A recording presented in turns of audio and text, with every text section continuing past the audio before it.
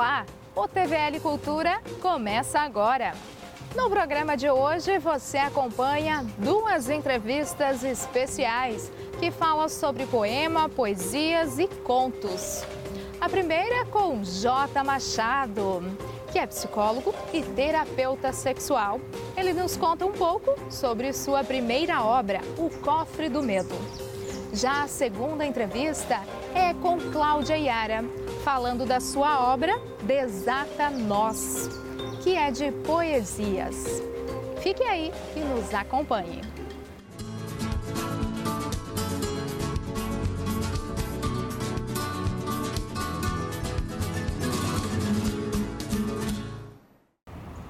Poemas e poesias, Cofre do Medo. Um estado de potência a mais do meu ser. É desejo de escandalizar, de banalizar, ideias prontas, de falar a verdade. É um grito de todos juntos. Claro que eu não sou a melhor poeta do mundo, mas eu tentei. E é sobre isso que vamos falar agora, O Cofre do Medo, uma obra de J. Machado, que vai nos contar um pouco mais sobre como é escrever contos, poemas e quais os sentimentos que você colocou. Seja muito bem-vindo no TVL Cultura. Muito obrigado. A declamação ficou muito boa. Ai, que bom!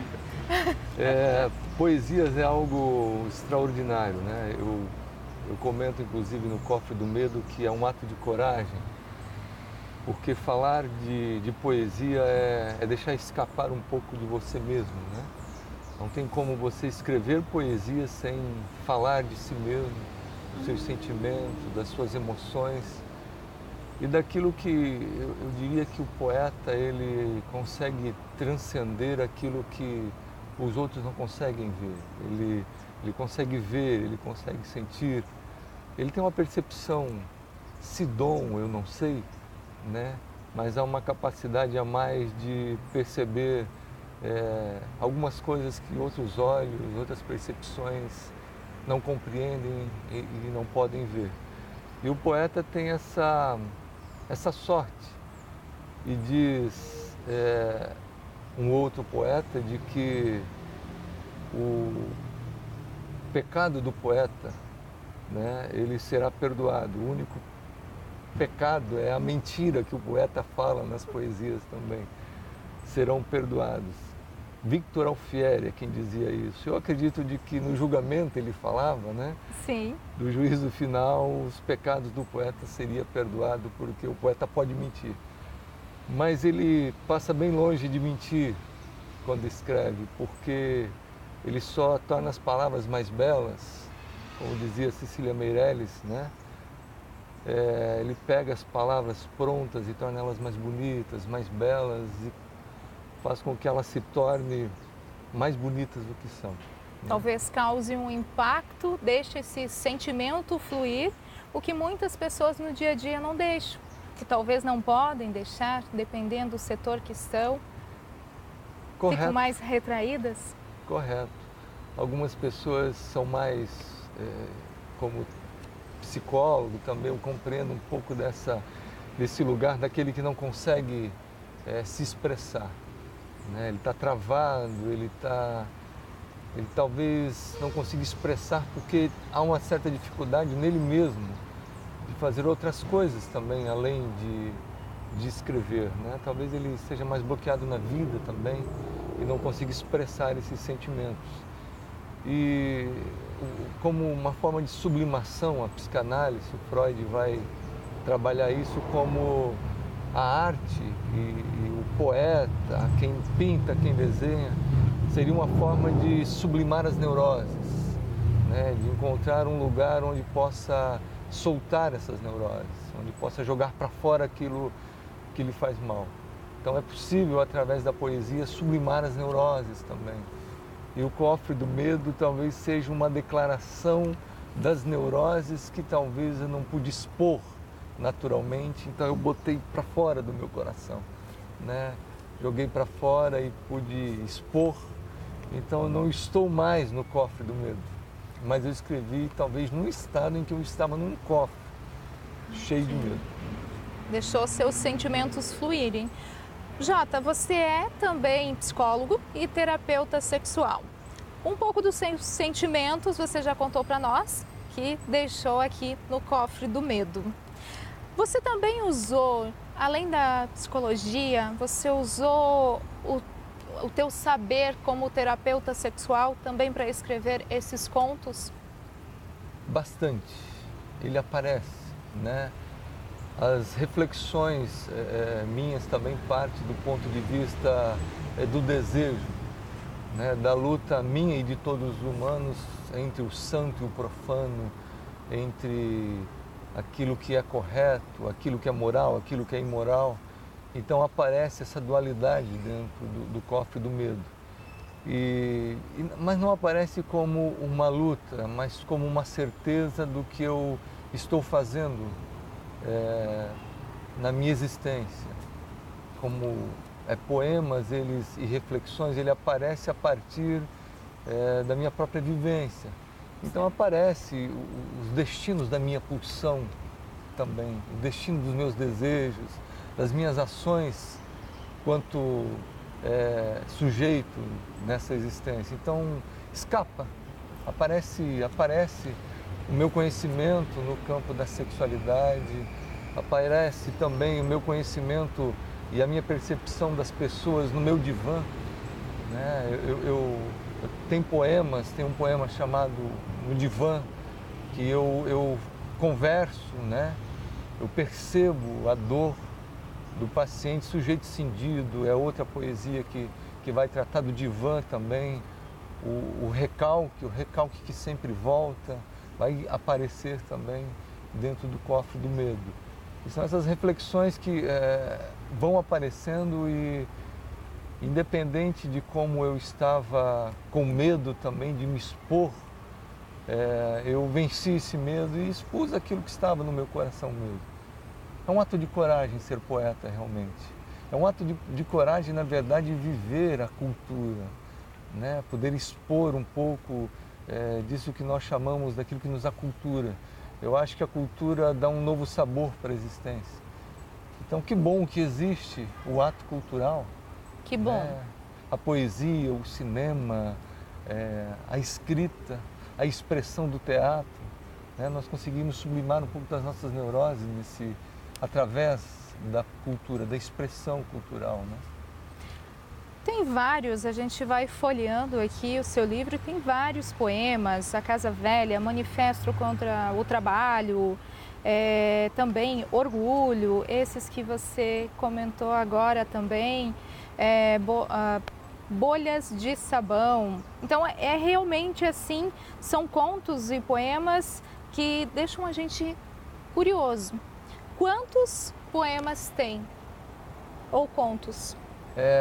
No cofre do medo? Sim, são 50. E foram selecionados, nesses 50 poemas, a cada poema existe um desenho anexado. Né? Foi Alexandre Cardoso, morador de Blumenau também, que desenhou.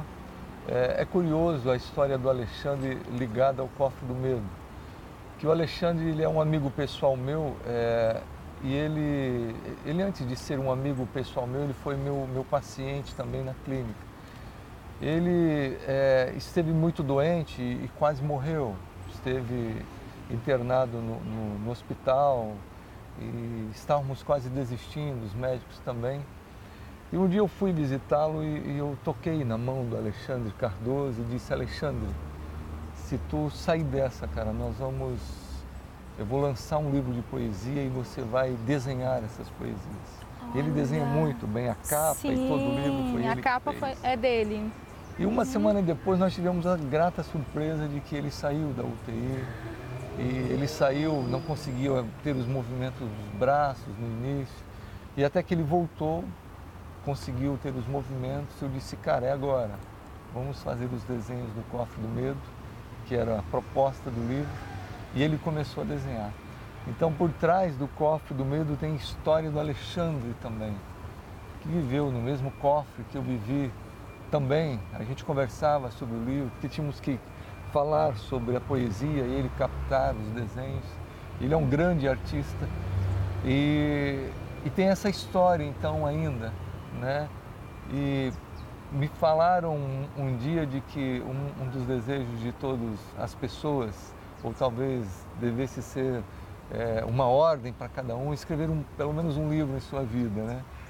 Então o Alexandre e eu fizemos esse primeiro instante nosso, né, de demarcar a nossa história. Estamos aí com o Cofre do Medo e eu acho interessante que quando eu propus escrever o primeiro livro de poesias, porque tem outros projetos que eu vou escrever sobre sexualidade, sobre infidelidade conjugal, eu tenho bastante coisas a serem escritas, mas eu queria abrir com o Cofre do Medo porque me parece que a minha vida merece isso, né? Parece que a minha carreira existencial merece começar com poesias, né?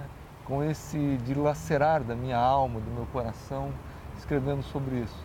Eu me firmo muito bem iniciando esse projeto assim. Então não há uma preocupação de venda, não há uma preocupação de que esse livro tem que ter sucesso. Né? Ele já é um sucesso para mim. Já é um sucesso. Ele já me faz muito bem. Eu adoro ler o que eu escrevi. Né? Eu gosto da fala do Clóvis de Barros Filho de que ele adora ouvir o que ele fala, ele adora ler o que ele escreve. Eu adoro também ver o que eu falo, o que eu escrevo. Então eu acho que já comecei por um bom princípio, gostando do que eu falo, do que eu gosto, gostando de mim então. Né? E assim, com certeza, as pessoas também vão gostar, também vão sentir esse sentimento que você passa aqui para o livro. Como você nos contou, é um pouco de desejo, um pouco de esperança dos teus sentimentos.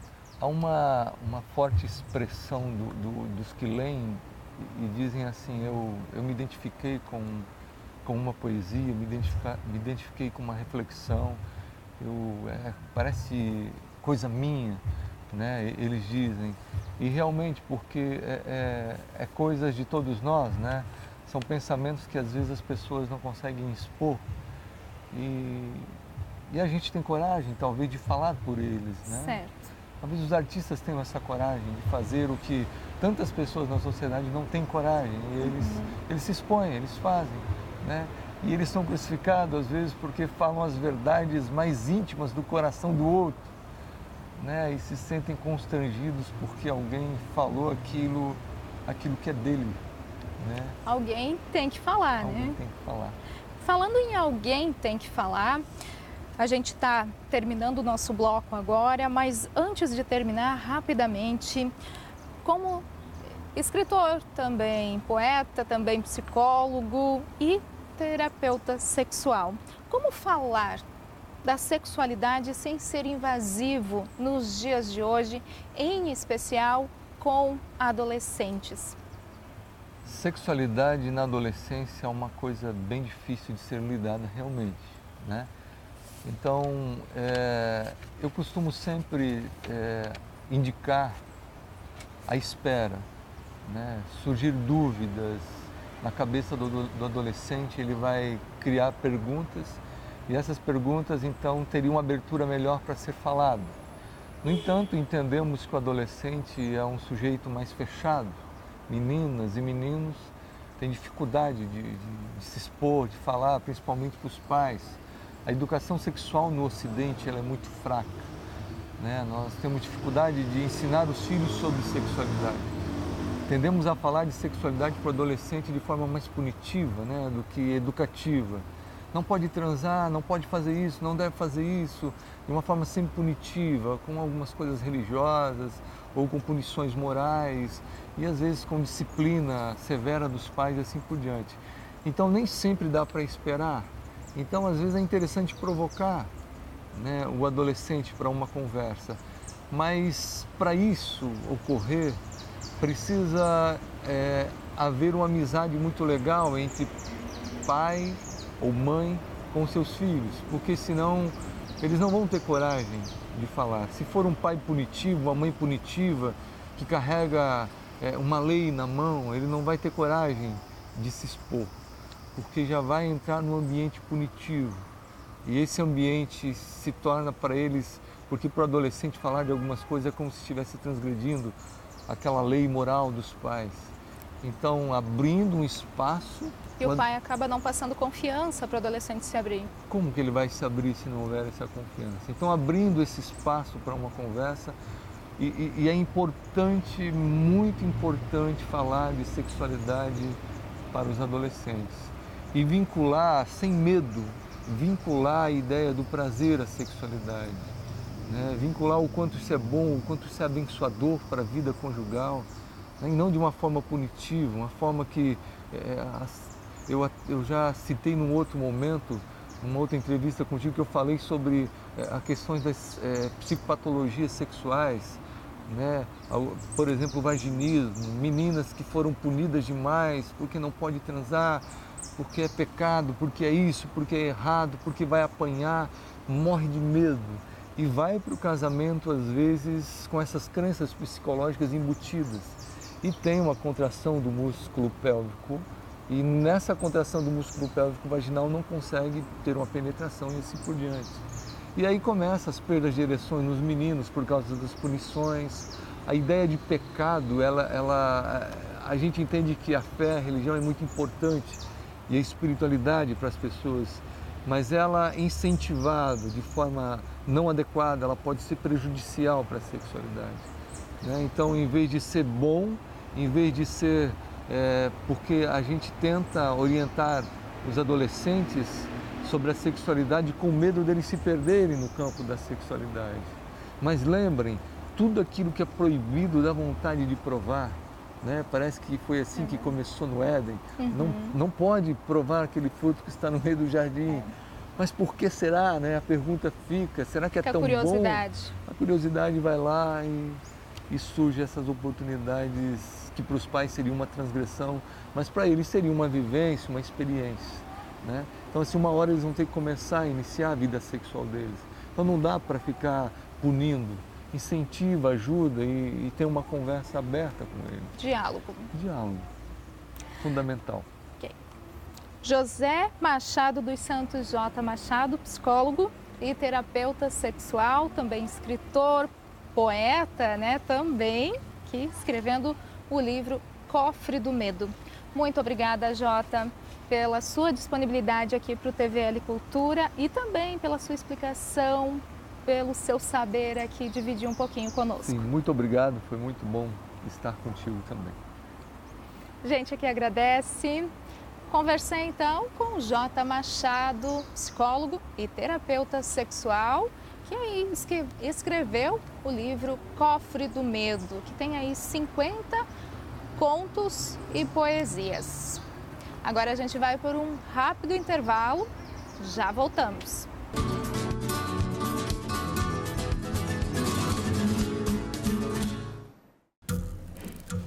As formas de comunicação mudaram, porém a necessidade das pessoas serem ouvidas continua igual.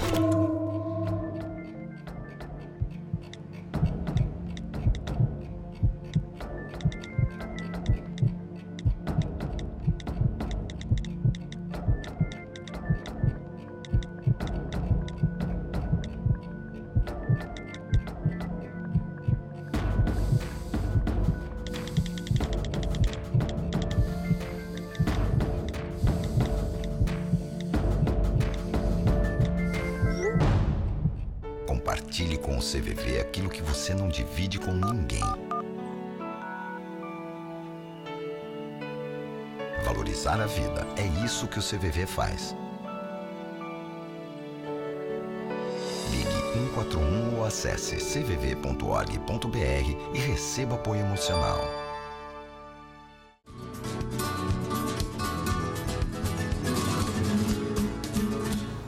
Do amor que se parte para compartilhar. O céu aquarela vidas que no horizonte não cabem. Literalmente reparte formas de si para ilustrar novas paisagens. Você está pensando que eu estou virando poeta? Não, não é bem assim, mas a gente está contando sim a história de uma poeta, de uma escritora que é Cláudia Yara Vetter. Tudo bem, Cláudia? Seja muito bem-vinda ao TVL Cultura. Tudo bem, Leide. Obrigada pelo convite de estar aqui. Estou bem feliz de estar aqui conversando com você sobre poesia. Muito obrigada pela sua participação e disponibilidade. E já vou te pedir, nos conta um pouco dessa obra, a tua terceira obra, que é o Desata Nós. Como que foi a tua inspiração? É a minha segunda obra de poesia. Sua segunda obra. Isso. É a minha segunda obra. O meu primeiro livro teve 2 edições, né? Mas o conteúdo da obra é o mesmo e esse é o meu segundo livro inédito, Segundo livro. Isso aí. O Desata Nós foi lançado em novembro do ano passado no Cafundó Bar Cultural, aqui em Blumenau.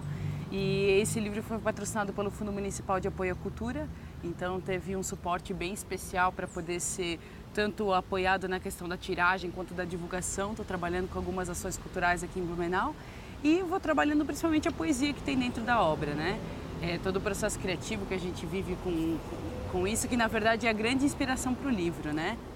Ok. Então, você se inspirou no teu dia a dia e também de algumas pessoas conhecidas, no dia a dia, no cotidiano. Isso mesmo. O Desata Nós é um livro que mergulha na trama da vida, assim, né? Ele fala sobre os enlaces, os desenlaces das relações, do cotidiano, traz muito da contemplação que a gente pode resgatar no nosso dia a dia para conseguir ver a beleza, além das angústias que muitas vezes surgem no cotidiano. E a poesia é mestra nisso, em conseguir captar as sutilezas do dia a dia. Então, o Desata Nós se debruça sobre essa inspiração que está na vida. Eu estou folheando e vendo alguns poemas, algumas poesias, e uma delas é que a poesia está em todo lugar ou de todo lugar. E é realmente isso. A poesia, ela ajuda a fazer com que o sentimento seja colocado em prática, que as pessoas não fiquem tão inibidas. A gente até falou com o entrevistado anterior sobre isso, mas no teu ponto de vista, é isso mesmo? Eu acredito que a poesia, mais do que um gênero da literatura, ela é uma forma de enxergar a vida. Justamente por essa colocação, a gente conseguir colocar o nosso olhar num lugar onde o sentido vai além do óbvio, né? A poesia, com a sua linguagem metafórica, com a sua sutileza, ela consegue levar a gente além do que a gente está normalmente acostumado a esperar das coisas, né? Inclusive dentro de nós mesmos. Como você falou, a questão da gente se expressar também nos traz muito autoconhecimento, e a percepção da gente com certeza modifica a forma como a gente vê o mundo, né? Falando um pouco da tua trajetória como poeta, Cláudia, o lançamento desse livro Desata Nós, ele foi no final do ano passado, de 2017. Nos conta um pouquinho a respeito dessa emoção, como você, não é a tua primeira vez, mas dá uma emoção, dá um friozinho na barriga mesmo assim? Com certeza, é o friozinho na barriga que motiva a gente a fazer sempre mais, na verdade, né? Eu, quando decidi lançar o Desata Nós, eu já tinha ele na minha cabeça já há um bom tempo, assim, né? A produção dele foi longa, começou em 2009, já com o insight do nome, assim, veio à minha mente, e a partir de lá eu comecei a trabalhar nas poesias, a recolher, na verdade, a unir poesias que eu venho escrevendo desde 2009 até o ano de 2017, então tem uma linha do tempo ali que também transpassa o Desata Nós. E todo esse processo é muito emocionante, com certeza. Desde o momento que a gente amadurece o conceito, escolhe as poesias que estão dentro do livro, escolhe a equipe parceira, que eu tive a felicidade de ter pessoas muito competentes e muito talentosas nesse livro, né? Vários artistas catarinenses, desde o Nestor Júnior ilustrando a capa, como nas contribuições dentro do livro, tem o prefácio do Marcelo Labes, contracapa de Gregory Hertel, o design gráfico do Thiago Ime, também um artista aqui de Blumenau. Então, unindo todas essas pessoas é que esse livro vai tomando forma e vai tendo realmente o ar da graça para chegar ao público, né? Então, além de eu estar já conceitualmente, internamente produzindo essa obra, depois escrever um projeto, conseguir um apoio de uma lei de incentivo à cultura, com certeza dá uma motivação muito forte, né, para continuar a fazer poesia. Um trabalho bem longo e que nesse ano ainda tem muita coisa aí para fazer. Quais são as ações do Desata Nós para esse ano? Isso mesmo, nesse ano ainda em março eu vou começar as ações para divulgar o livro. No dia 17 de março eu vou fazer uma sessão de autógrafos às 16h30 na Blue Livro do Shopping Parque Europeu. Registrado, 16 de março. 17 de março. 17 de março. Isso aí. Nas 16h30 no Livro. 16h30. Isso mesmo, do Shopping Parque Europeu. Depois, no dia 22, eu venho para a Biblioteca Municipal de Blumenau também fazer uma roda de conversa com distribuição da obra para o público nessa ocasião. E ainda dia 6 de abril eu vou levar o Desatanós para Timbó, para o Museu da Casa do Poeta Lindolf Bell. Expandir pela região e pelo mundo. Quem que ficar interessado, aonde que pode encontrar as suas obras? Em especial o Desatanós, né? Tua obra nova agora, e também tem o Retrato da Nudez Eólica. Isso mesmo. Os 2 livros estão à venda na Blue Livro, do Shopping Parque Europeu e também do centro de Blumenau. Ainda pode ser comprado pelo site, online para todo o Brasil, é feita a entrega dos livros, e também diretamente comigo. Uma encomenda especial sempre ganha uma dedicatória e um carinho extra. Um sentimento aí, eu acho que, qual que é até uma curiosidade minha, agora saindo um pouquinho do poema, mas quando você dedica um livro a alguém, quando você fala com carinho para fulano ou ciclano, qual que é o teu pensamento neste momento? Qual que é o pensamento do escritor aí? Olha, eu acho que construir mais um parágrafo da nossa história, que com certeza nenhum escritor não lança um livro se ele não quer que ele seja lido, né? Certo. Então os nossos leitores são a nossa ponte, é o que faz a união, o significado verdadeiro de lançar um livro e fazer essa conexão com alguém. Então as palavras que eu escolho é um carinho, uma forma de deixar um pouco de mim também para essas pessoas que estão se doando quando estão se abrindo para a poesia e para a literatura e para um olhar diferente da vida, né? Cláudia, infelizmente o nosso tempo aqui é curto, né? Tem muita coisa boa ainda para falar, mas eu quero terminar com um poema, uma poesia. Você declama para nós? Com certeza. Oh, maravilha!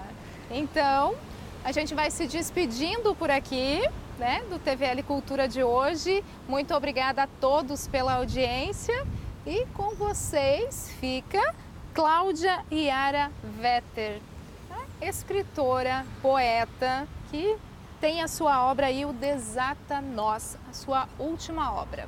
Segunda e a última por enquanto, né? Por enquanto, isso mesmo. Então, fiquem todos com Deus e acompanhem aí Cláudia Vetter. Celebração Lunar 1. A vida fina, como água viva, escorre dos dedos e percorre, ao orquestrar o som das veias, pulsando uma melodia traduzível à luz. Do olhar, ao aceitar a grandeza vislumbrada de um sorriso a um grão de areia, o todo é tão cabível que um instante é um poema. Arrepia. Muito Gratidão. obrigada, Cláudia. Obrigada a você. Um ótimo ano para nós.